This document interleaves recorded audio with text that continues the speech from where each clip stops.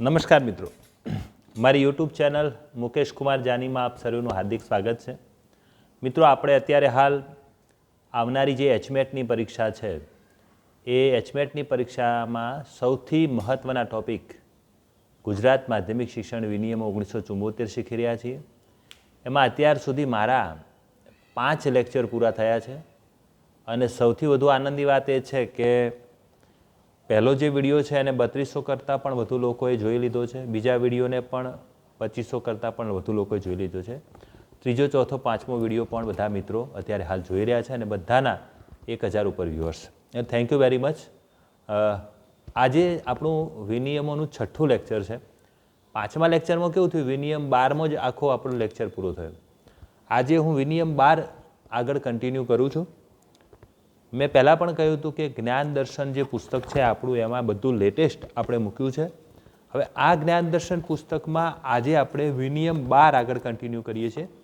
તમારે સાથે સાથે પુસ્તક લઈને બેસો તો તમને વધુ આઈડિયા આવશે અને દરેક ટૉપિકનો વધુ ખ્યાલ તમને આવશે. આજે આપણે શરૂ કરીએ છીએ વિનિયમ 12, જે અધૂરો હતો એને પૂરો કરીશું. આજનું લેક્ચર 6 છે, અત્યાર સુધી 5 લેક્ચર પૂરા કર્યા છે. તો તમારે જવાનું છે જ્ઞાન દર્શનના પેજ નંબર 356 ઉપર.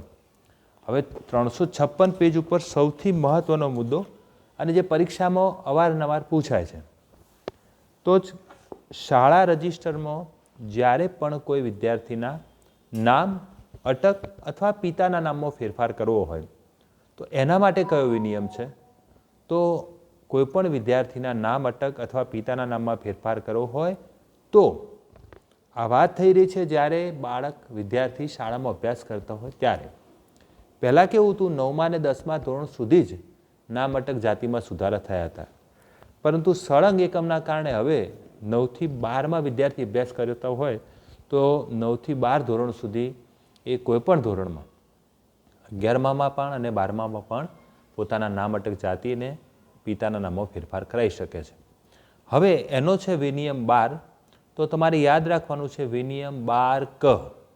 12 ક 1 જે છે એ અધિકારીની લેખિત પૂર્વ મંજૂરી. અહીંયા આપણે અધિકારી એટલે એક જ વસ્તુ, જિલ્લા શિક્ષણાધિકારી.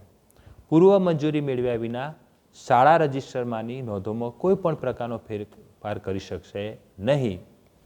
હવે એમાં વિનિયમ 12 ક 4 છે એ જન્મ તારીખમાં ફેરફાર માટેનો છે અને 12 ક 5 જે છે નામમાં ફેરફાર માટે. એટલે જો કોઈ વિદ્યાર્થીને પોતાની જન્મ તારીખમાં ફેરફાર કરવો હોય તો 12 ક 4ના આધારે ફેરફાર કરી શકશે અને નામમાં ફેરફાર કરવો તો 12 ક 5ના આધારે ફેરફાર કરી શકશે. એક વાત તમને જણાવી દઉં કે ધારો કે કોઈ વિદ્યાર્થી 11મા ધોરણમાં કે 12મા ધોરણમાં નામ, અટક, જાતિમાં સુધારો કરે છે. તમે જ્યારે જિલ્લા શિક્ષણાધિકારીની દરખાસ્ત કરો છો ત્યારે એવું બને છે કે 9-10માં એ અન્ય શાળામાં હોય અને 11-12માં એ તમારી શાળામાં હોય. તો જ્યારે તમે આવા નામ, અટક, જાતિમાં ફેરફાર કરો ત્યારે એને તો 10મા ધોરણની બોર્ડની પરીક્ષા પાસ કરી દીધી છે. તો એના માટે તમારે શું કરવાનું છે કે ધારો કે 11મા ધોરણમાં કે 12મામાં તમે નામ સુધારા માટેની દરખાસ્ત કરી. ગયા વર્ષે મારી એક દીકરી હતી, એ 11મા ધોરણમાં આવીને એને પોતાની નામ જે છે એમાં સુધારો કરવો હતો, એના પિતાના નામમાં પણ ફેરફાર કરવો હતો, રીમેરેજ કરેલા હતા. તો મેં શું કર્યું, દરખાસ્ત કરી, જિલ્લા શિક્ષણાધિકારી મને મંજૂરી આપી. મેં 10મા ધોરણમાં જ્યાં એ દીકરી ભણતી હતી ત્યાં એ સ્કૂલના આચાર્યને પણ જાણ કરી. આમ તો જિલ્લા શિક્ષણાધિકારીને જ્યારે શાળાને અમને આદેશ કરે ત્યારે જ્યાં 9-10 ભણતી હતી એ શાળાને પણ આદેશ કરવાનો હોય છે. અન્ય જિલ્લામાં જો 9-10 ભણેલી હોય તો એ જિલ્લાના ડીઓએ અન્ય જિલ્લાના ડીઓને જાણ કરવાની છે અને એ જિલ્લાના ડીઓ પાછા એ શાળાને જાણ કરશે કે ભાઈ આનો 11મા 12મામાં સુધારો થયો છે નામ, અટકમાં, તમે 10મા ધોરણના પણ જીઆરમાં નામ, અટક, જાતિમાં સુધારો કરશો, એવો આદેશ કરે ડીઓ. પણ ઘણી વખતે એ જિલ્લા શિક્ષણાધિકારી બીજા જિલ્લા શિક્ષણાધિકારી ન કહે અને આદેશ ન કરે તો એઝ એ પ્રિન્સિપાલ તરીકે આપણે 9-10માં જ્યાં ભણતા હોય ત્યાં એમને જાણ કરવાની છે. કેમ? કારણ કે એને બોર્ડની પરીક્ષા આપી દીધી છે. હવે બોર્ડની પરીક્ષા આપી દીધી છે એટલે એની માર્કશીટમાં અને પ્રમાણપત્રમાં આપણે ફેરફાર કરાવવો પડશે. એના માટે પત્રક 4, 4 અને 4બ ભરીને આપવા પડશે. એમાં ડીઓની કાઉન્ટર સાઇન જોશે. એટલે એટલા માટે સેકન્ડરીના જીઆરમાં પણ સુધારો જરૂરી છે. એ જાણ કરશો ડીઓના આદેશના લીધે, એટલે એ સુધારો થશે. એ સુધારાના આધારે પત્રક 4, 4, 4બ ભરી અને તમે શાળાના શિક્ષિકા સાથે જિલ્લા શિક્ષણાધિકારીની કાઉન્ટર સાઇન કરાવશો અને પછી તમે બોર્ડમાં મોકલશો એટલે ઓનલાઈન બી થઈ જાય છે હવે તો. અને એ માર્કશીટો તમારી જે સુધરેલી તમારું ઓરિજિનલ માર્કશીટ મોકલવાની હોય છે અને પછી સુધરેલા નામ સાથેની માર્કશીટ તમને ઘરે બેઠા મળી જાય છે. તો આ છે વિનિયમ 12(ક)(4) જન્મ તારીખમાં ફેરફાર અને 12(ક)(5) નામમાં ફેરફાર. તો જ્ઞાન દર્શના પેજ નંબર 356 ઉપરથી તમને આ મળી રહેશે. જો પરીક્ષામાં કેવો પ્રશ્ન પૂછાશે એ પણ તમને કહું.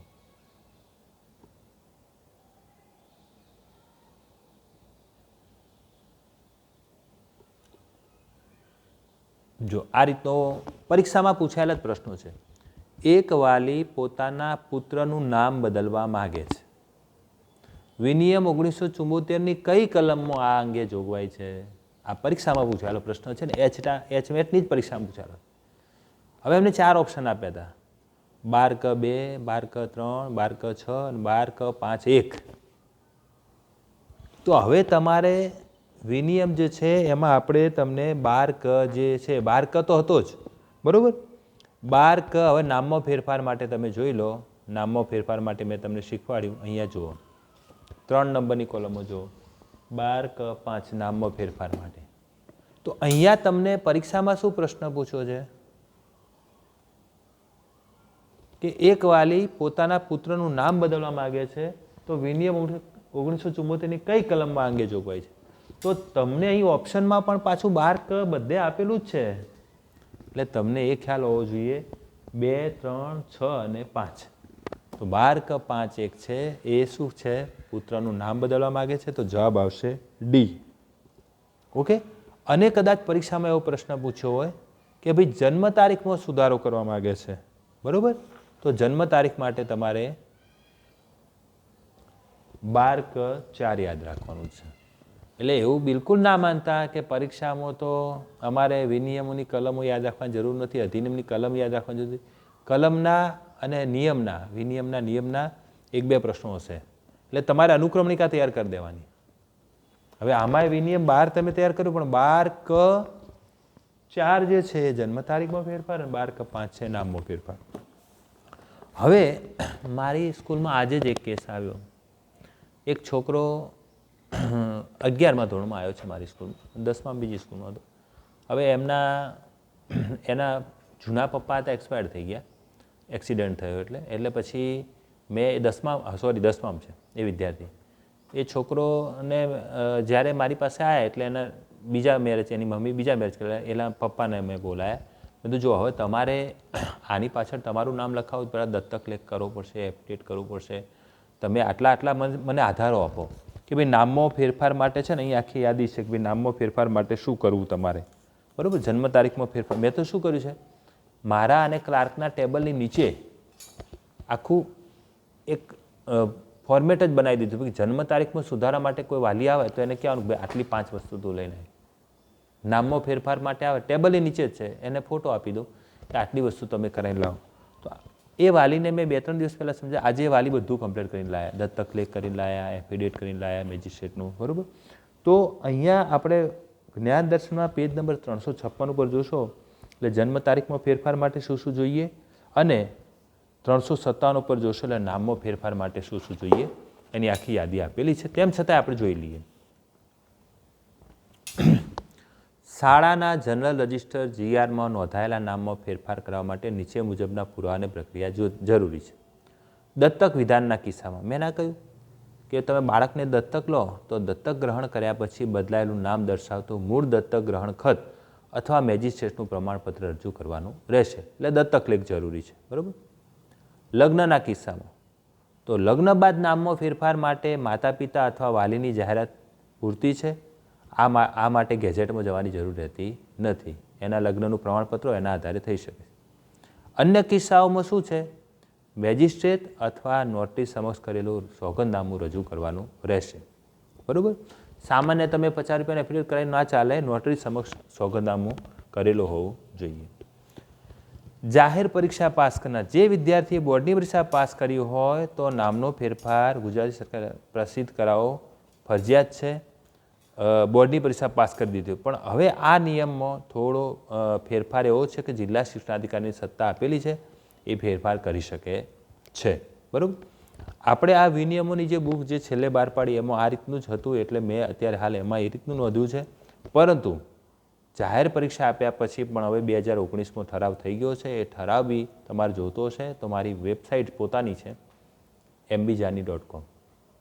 5000થી પણ વધુ એમાં પરિપત્રનો ઠરાવ મૂકેલા છે. mbjani.com ઉપર ગૂગલ ઉપર સર્ચ કરશો તો પણ મળી જશે. આજે અમારે સંકુલમાં સાયન્સનું ચાલે છે, એ પ્રિન્સિપાલ આવ્યા કે સાહેબ જેમિનીને મેં 1-2 પ્રશ્નો પૂછ્યા ને તો જેમિનીએ તમારી વેબસાઇટની લિંક મને આપી અને તમારા વિડીયોની લિંક મને આપી યુટ્યુબ ઉપરથી. મેં તો થેન્ક યુ, અને આનું સ્ક્રીનશોટ પાડીને મને મોકલો. તો હમણાં જ બોર્ડના પૂર્વ સચિવ આર.આઈ. પટેલ સાહેબ નિવૃત્ત થઈ ગયા. આર.આઈ. પટેલ સાહેબ બોર્ડમાં સચિવ હતા. એમનો મારી ઉપર મેસેજ આવ્યો કે જાનીભાઈ મારે 2011નો આરે જે વિનિયમમાં સુધારા કર્યા ઠરાવ જોઈએ છે. મેં એટ ધેટ ટાઈમ મોકલ્યો. પછી એમને આશ્ચર્ય થયું કે જાનીભાઈ હાલ તો મેં તમને કીધું તો બધું હાથવગું રાખો છો. મેં કીધું ના ના સાહેબ, મારી પોતાની વેબસાઇટ છે mbjani.com, એની ઉપર મેં ક્લિક કર્યું. એની ઉપર તમે તારીખ જે કીધી હતી 8/4/11ની, એ 8/4/11 લખી મેં ડાઉનલોડ કરીને તમને મોકલી દીધું. અને તમે પણ સાહેબ મારી વેબસાઇટ ઉપરથી જમણી બાજુ પરિપત્રો પર ક્લિક કરશો એટલે મળી જશે. તો આ વસ્તુ છે નામ અટક પિતાના નામમાં ફેરફાર. તમારે આ મુદ્દો ખાસ યાદ રાખજો. આ બેમાંથી પૂછાશે. 12/4 જન્મ તારીખમાં ફેરફાર, 12/5 નામમાં ફેરફાર. હવે જન્મસ્થળ, ધર્મ અને જ્ઞાતિમાં ફેરફાર. તો આ પ્રકારના ફેરફારો જે છે એ કોણ કરી શકે? તો સમાજ કલ્યાણ અધિકારી જે છે એ જ્ઞાતિ કે ધર્મના ફેરફાર માટે એમનું પ્રમાણપત્ર જોશે. રહેઠાણ અથવા જન્મના સ્થળના પુરાવા માટે મામલતદારશ્રીની પ્રમાણપત્ર જોશે. અને સોગંદનામું જો તમારે કરાવવું હોય તો નોટરી સમક્ષ કરેલું સોગંદનામું અથવા મેજિસ્ટ્રેટ સમક્ષ કરેલું સોગંદનામું જ માન્ય રહેશે. બરાબર? અથવા ગેજેટમાં તમે પુરાવા પ્રસિદ્ધ કર્યા હોય. આ બધું જ અભ્યાસ ચાલુ હોય ત્યાં સુધી. અભ્યાસ પૂરું થયા પછી કોઈપણ પ્રકારના સુધારા શાળા કક્ષાએ કે જિલ્લા શિક્ષણાધિકારી પણ કરી શકે નહીં. પછી 2 જ રસ્તા છે. કાં તો ગેઝેટ, રાજકોટમાં ગેઝેટમાં પ્રસિદ્ધ કરાવો, અથવા કોર્ટ. કોર્ટ પછી અમને જીઆર લઈને બોલાવે એટલે અમે જઈએ. હું તો ક્લાર્કને જ મોકલું છું ફોટા બોટા સાથે. કારણ કે જજ પછી કહે કે ભાઈ તમારા પ્રિન્સિપાલ કેમ નથી આવ્યા, એટલે મારે એમને લેટર પેડ ઉપર લખીને મોકલવું પડે મારી જગ્યાએ આવશે ફોટા સાથે. ઘણી વખત એવું બનેલું છે. હું તો 20 વર્ષથી આચાર્ય છું, એટલે ભૂતકાળમાં જજ આપણને કે એના કરતાં આપણે શું છે એક શાળાના લેટર પેડ ઉપર પ્રમાણપત્ર બનાવીને મોકલો ભાઈ અમારી શાળાના કર્મચારી છે, અરે ફોટા સાથે સિક્કા મારી. એટલે જજનો ઠપકો સાંભળવો પડે નહીં. એટલે કોર્ટ અને ગેઝેટ. ગેઝેટમાં સુધારા માટે હવે કેવું છે ઓનલાઈન થઈ જાય છે. પણ જો તમે તાત્કાલિક જો તો 2500 રૂપિયા ફી ભરો તો તાત્કાલિક પણ થઈ જતું હોય છે. અને 500 રૂપિયા ફી ભરો તો એ એકાદ મહિનો લાગતો હોય છે. એમાં ઇમરજન્સી બી થઈ શકે છે, અથવા કોઈ વકીલ દ્વારા પણ તમે કરાવી શકો. એફિડેવિટ અંગેની કાયદાકીય જોગવાઈઓ. આ મેં એટલા માટે છે કે તમે જ્યારે આચાર્ય બનશો, બનવાના જ છો, બરાબર? અમારી સાથે જોડાયેલા બનવાના છો. કારણ કે 800થી પણ 900 જેટલી જગ્યાઓ ખાલી છે. એટલે સોગંદનામા અંગે કાયદાકીય જોગવાઈ શું છે? અધિકૃત અધિકારી. સોગંદનામું માત્ર વૈજ્ઞાનિક મેજિસ્ટ્રેટ અથવા નોટરી સમક્ષ જ કરી શકાશે. પ્રતિબંધ: માનદ પ્રેસિડેન્સી મેજિસ્ટ્રેટ અથવા જસ્ટિસ ઓફ પીસ પાસે સોગંદનામું કરાવી શકાશે નહીં. Stamp duty. સોગંદનામું ભારત સ્ટેમ્પ અધિનિયમની સૂચિના આર્ટિકલ 4 હેઠળ જરૂરી સ્ટેમ્પ ડ્યુટી સાથેનું હોવું જોઈએ. અહીંયા મેં નીચે નોંધ કરી જો શાળા છોડ્યા પછીના સુધારા. એકવાર વિદ્યાર્થી શાળા છોડી દે, એલસી અપાઈ જાય, ત્યારબાદ શાળાના રેકોર્ડમાં કોઈપણ પ્રકારનો ફેરફાર કરવા માટે પ્રથમ વર્ગના મેજિસ્ટ્રેટ સમક્ષ પુરાવા રજૂ કરી મેળવેલું હુકમનું પ્રમાણપત્ર અનિવાર્ય છે. પછી ફરજિયાત તમારે મેજિસ્ટ્રેટ સમક્ષ હુકમનામું જરૂરી છે.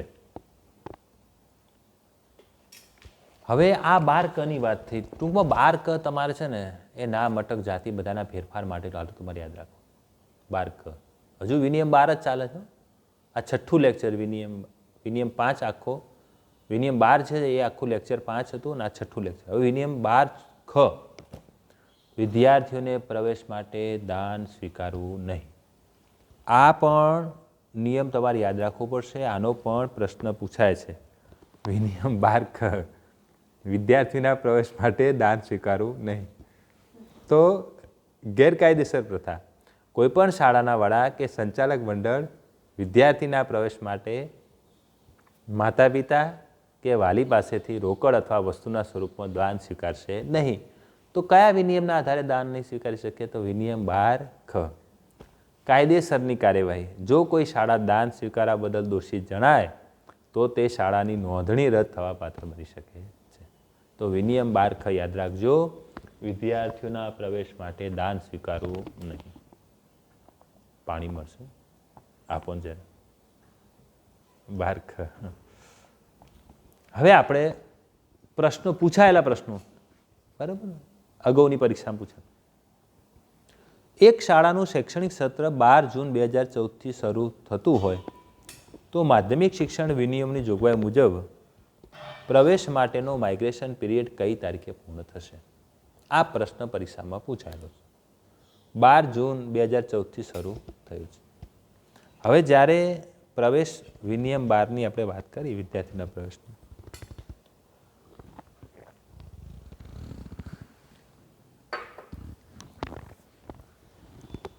ત્યારે મેં કહ્યું હતું કે ભાઈ નવું એડમિશન, નવો પ્રવેશ જ્યારે આપવાનો હોય, ધારો કે 9મા ધોરણમાં, અત્યારે હાલ મારે હમણાં જ 2 દિવસ પહેલાં જ એક દીકરી આવી 9મા ધોરણમાં એડમિશન માટે. હવે મારે બધા વર્ગોમાં 80 સંખ્યા હતી, પણ દીકરી હતી એટલે મારે ક્યાંથી ના પડે, કારણ કે એની બદલી પાટણથી અહીંયા આવ્યા હતા. એટલે પછી મેં એમને સંમતિ આપી, એમના પપ્પાની બદલી કેવું થઈશ.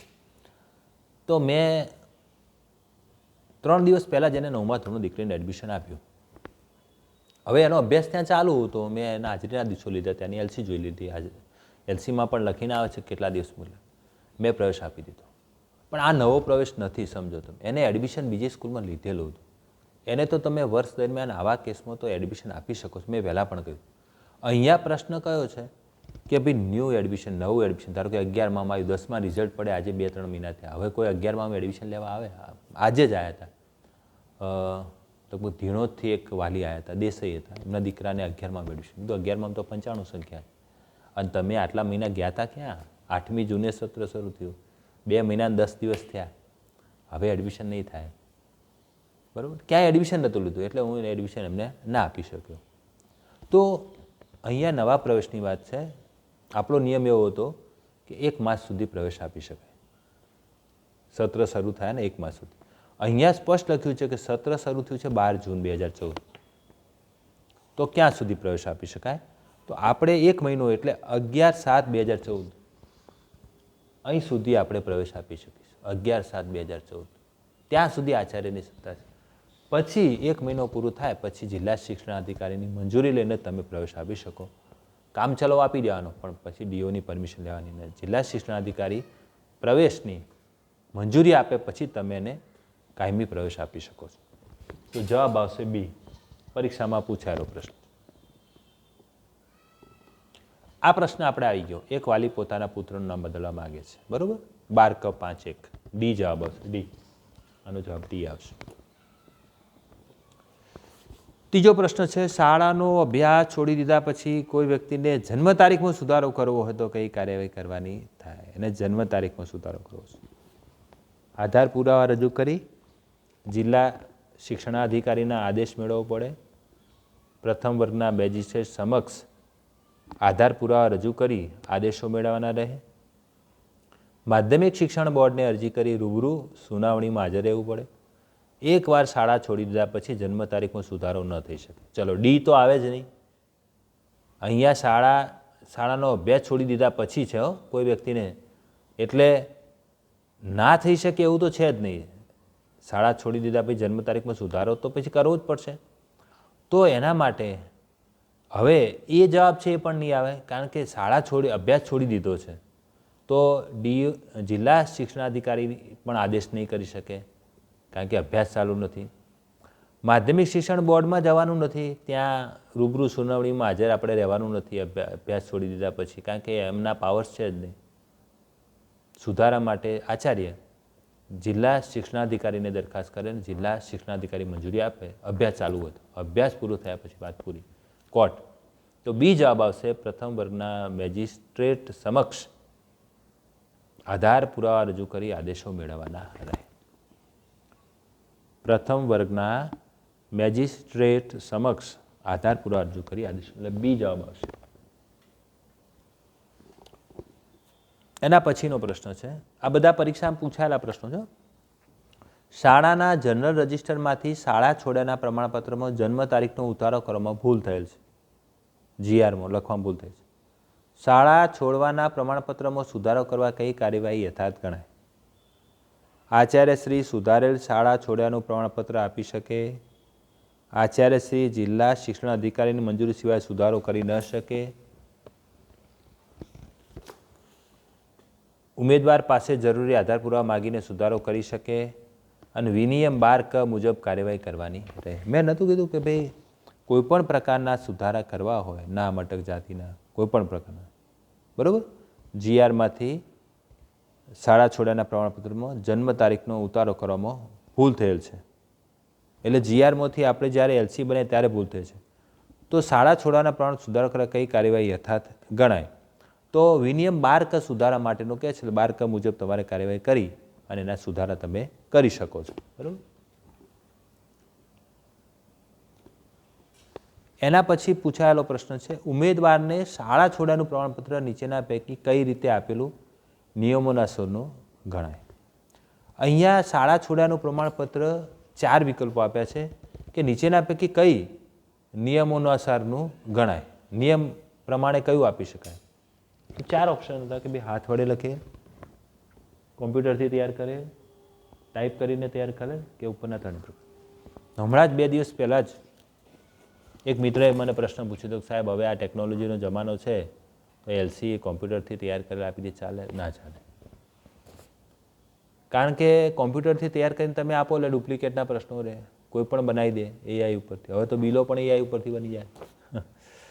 એટલે હાથ વડે લખેલ જ એલસી નિયમોના અસરનું ગણાય. નિયમ પ્રમાણેનું હાથ વડે લખેલું હોય એટલે જવાબ આવશે એ. અહીંયા આપણો વિનિયમ 12 હવે પૂરો થાય છે. વિનિયમ 12 જે છે એ જ્ઞાન દર્શનના કેટલા પેજ છે તમે ખાલી જોજો, બરાબર. એમાંથી પ્રશ્ન શું પૂછાય એ મેં તમને સમજાવી દીધું. 352થી શરૂ થાય છે. પ્રકરણ 5 હતું, પ્રવેશ કસોટી પરીક્ષાઓ આરોગ્યને સાથ. 52, 53, 54, 55, 56, 57, બરાબર, અને 58. આટલા પેજ વિનિયમ 12ના છે. અને પ્રશ્ન કયો પૂછાશે? મેં આ જે બધા કયા તમને એ 2 પ્રકારના પ્રશ્નો પૂછાશે. હવે આપણે વિનિયમ 13 ઉપર જઈએ. કપટથી પ્રવેશ મળ્યો હોય તો પ્રવેશ બિનઅમલી ગણાશે. વિનિયમ 13, બિનઅમલી પ્રવેશ. જો કોઈ વિદ્યાર્થીએ ખોટા પુરાવા, બનાવટી પ્રમાણપત્રો રજૂ કરીને અથવા ગંભીર શિસ્તભંગના ગુના છુપાવીને પ્રવેશ મેળવ્યો હોય તો તે પ્રવેશને બિનઅમલી જાહેર કરી શકાય. તો વિનિયમ 13 યાદ રાખજો. કપટથી પ્રવેશ મળ્યો તો પ્રવેશ બિનઅમલી ગણાશે. બરતરફી.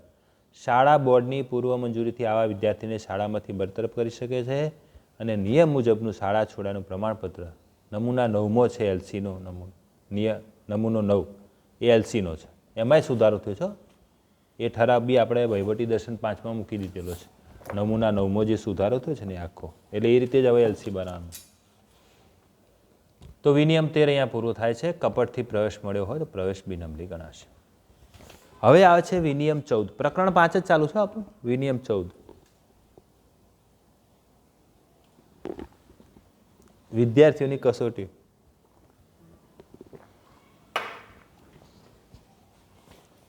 વિદ્યાર્થીઓની કસોટી બધી શાળાઓમાં લેવાય છે. પરીક્ષાના ધોરણો. એક ધોરણમાંથી બીજા ઉપલા ધોરણમાં ચડાવવાનો નિર્ણય બોર્ડ દ્વારા નક્કી કરેલા નમૂનારૂપ નિયમોના આધારે લેવામાં આવશે. હવે તો બોર્ડ બહુ સરસ કર્યું છે. એકમ કસોટી લે છે, એમાં પહેલાં પ્રશ્ન બેંક આલે છે, એમાંથી પણ બોર્ડમાં સારા એવા પ્રશ્નો પૂછાય છે. વિદ્યાર્થીને નાપાસ થવું હોય તો યજ્ઞ કરાવવું પડે એવું છે. એટલે જો વિદ્યાર્થી પ્રશ્ન બેંકો તૈયાર કરી દે ને, 2 પ્રશ્ન બેંકો, ગયા વર્ષની પ્રશ્ન બેંકો, તો એ બોર્ડમાં પાસ થવાનું સરળ થઈ જાય. હવે તો જનરલ ઓપ્શન છે યાર. કેટલા તમે લખી છો કે ભાઈ 8માંથી 5 લખો, 11માંથી 9 લખો, એટલે તમારે 11માંથી 8 લખો. એટલે જનરલ ઓપ્શનના કારણે શું છે કે ધારો કે કોઈ પ્રશ્ન તમને ન આવડતો હોય, અઘરો હોય, તો એને છોડી શકો છો, સ્કીપ કરી શકો છો. પરીક્ષાના વિષયો 9 થી 12 સુધીના વાર્ષિક પરીક્ષાના વિષયો રાજ્ય સરકાર જે નક્કી કરે તે મુજબ રહેશે. હમણાં વોકેશનલનો વિષય દાખલ ના કરે 8મા વિષય તરીકે 10મા ધોરણમાં. હવે જેને વોકેશનલ રાખ્યું છે એ બધાએ 8 વિષયની પરીક્ષા આપી અને 9મા ધોરણમાં આવતા વર્ષથી અમલ થશે. 10મા ધોરણમાં 2026-27થી અમલમાં અને 9મા ધોરણમાં આવતા વર્ષથી અમલમાં થશે. એને કોમ્પ્યુટરના હાથમાં વોકેશનલ મૂક્યું છે. તો પરીક્ષાના વિષયો રાજ્ય સરકાર જે નક્કી કરે તે મુજબ શિક્ષણ વિભાગે ખાનગી ઉમેદવારો 18 વર્ષથી ઉપરની વયના ખાનગી ઉમેદવારોને પરીક્ષામાં બેસવા માટે ખાસ જોગવાઈ અને કાર્યવાહી નિર્ધારિત કરવામાં આવી છે. GSOS Gujarat state open school છે ખાનગી. હવે અને હવે દરેક સ્કૂલ પણ પોતાની રીતે GSOSમાં વિદ્યાર્થીઓના ફોર્મ ભરી શકે છે. એવું જરૂરી નથી હો. ઘણી શાળાઓ શું કહે છે ભાઈ તમે જો ભણ્યા હોય ત્યાં જો, પણ આ ઓપન સ્કૂલમાં વિદ્યાર્થી એની નજીકની કોઈપણ શાળામાંથી ફોર્મ ભરી શકે છે. તો વિનિયમ 14 છે વિદ્યાર્થીઓની કસોટીનો છે. વિનિયમ 15 જે છે એ ધોરણ 9 થી 12ના વાર્ષિક પરીક્ષાઓ માટેના વિષયો પરીક્ષા વિનિયમો 2005 મુજબ રહેશે. હવે જો હું તમને સ્પષ્ટ કહી દઉં, અત્યારે હાલ આપણે ભણાઈ રહી છે માધ્યમિક શિક્ષણ વિનિયમો 1974, પણ માધ્યમિક શિક્ષણ પરીક્ષા વિનિયમ 2005 એ પાછા અલગ છે. એ પણ આપણે એકાદ દિવસ વિડીયો બનાવીને લઈ લઈશું, કારણ કે પરીક્ષા વિનિયમ 2005 તમારા આમાં અભ્યાસક્રમમાં નથી, પણ પરીક્ષાના પ્રશ્નો પૂછાય છે પરીક્ષા વિનિયમ 2005ના, એ 2005માં બનાવેલા છે. એ પરીક્ષા વિનિયમ 2005 છે ને એ બોર્ડે બનાવેલા છે અને બોર્ડના એના પૂરતા છે, પરીક્ષા પૂરતા છે, બરાબર. તો એ તો વિનિયમ 15. હવે વિનિયમ 16 પૂછાશે. અરે વિદ્યાર્થીઓનું સ્વાસ્થ્ય અને શારીરિક સુખાકારી. શાળાએ દરેક વિદ્યાર્થીના સ્વાસ્થ્ય પ્રત્યે યોગ્ય ધ્યાન આપવું ફરજિયાત છે. સ્વાસ્થ્યની જાળવણી, કાળજી, વિદ્યાર્થીઓના આરોગ્યની નિયમિત તપાસ અને તબીબી બાબતો પ્રત્યે સભાનતા રાખવાની છે. યોગ્ય બેઠક વ્યવસ્થા, વર્ગખંડોમાં વિદ્યાર્થીઓને પૂરતી જગ્યા મળે અને ફર્નિચર વિદ્યાર્થીની શારીરિક અનુકૂળતા મુજબનું હોય તેની ખાતરી કરવી. તો વિનિયમ 16 જે છે એ વિદ્યાર્થીઓનું સ્વાસ્થ્ય અને સુખાકારીનો છે.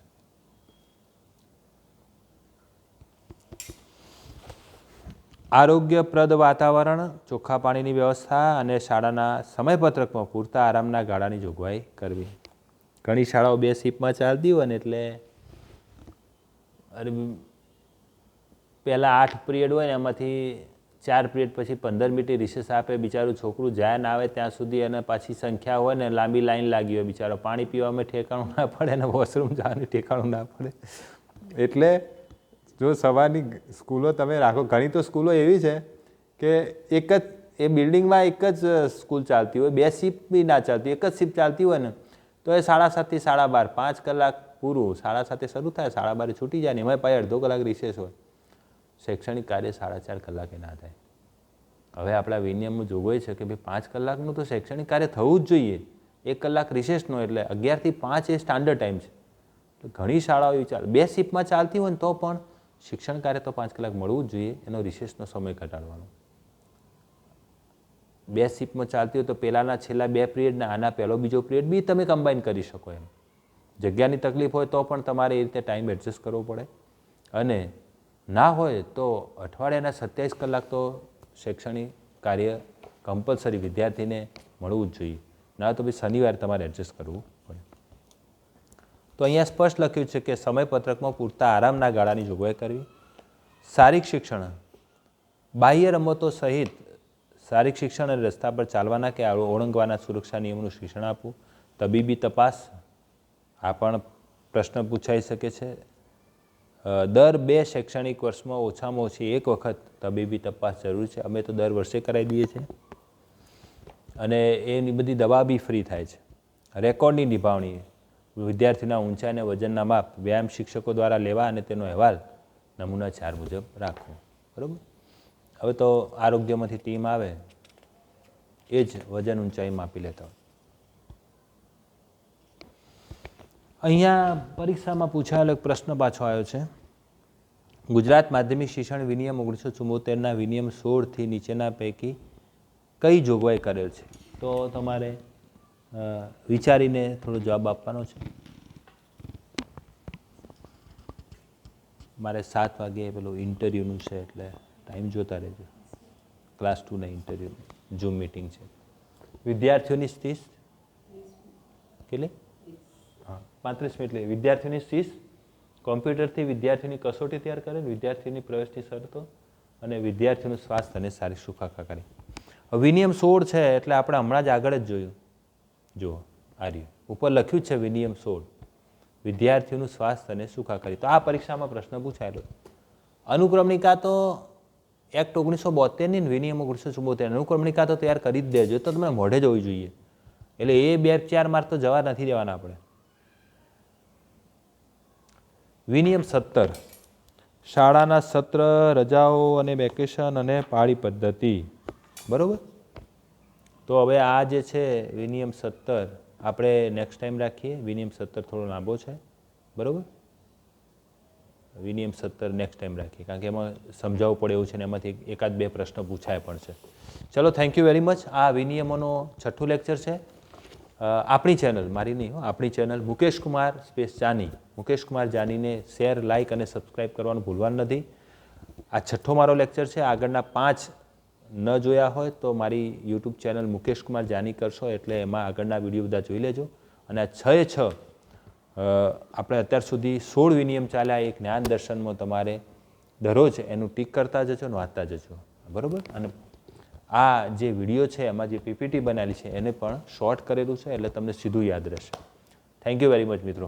આમ તો થોડો સમય લો પણ 7 વાગે એક ક્લાસ 2ના ઇન્ટરવ્યૂ માટેની ઝૂમ મિટિંગ પણ એમને બી માર્ગદર્શન આપવાનું છે. એટલે અઠવાડિયામાં 2-3 દિવસ પાછું એ દરરોજ 7 વાગે ચાલે છે. ઓકે, ચલો મિત્રો મળીએ. હવે 7મા લેક્ચર માટે આપણે ફરીથી મળીશું. Thank you very much.